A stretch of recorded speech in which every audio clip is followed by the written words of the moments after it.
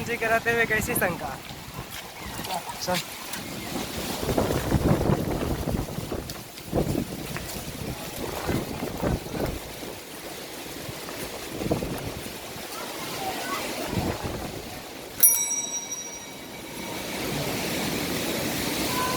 बहुत ही भयानक।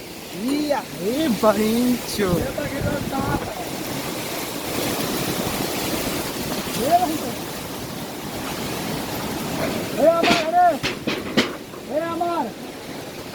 बाप रे।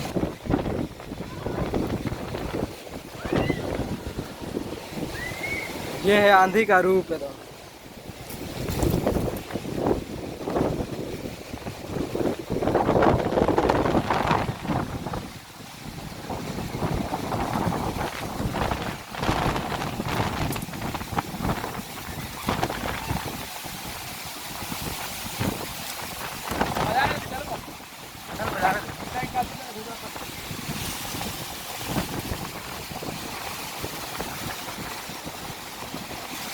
काफी पुराना घर है ये।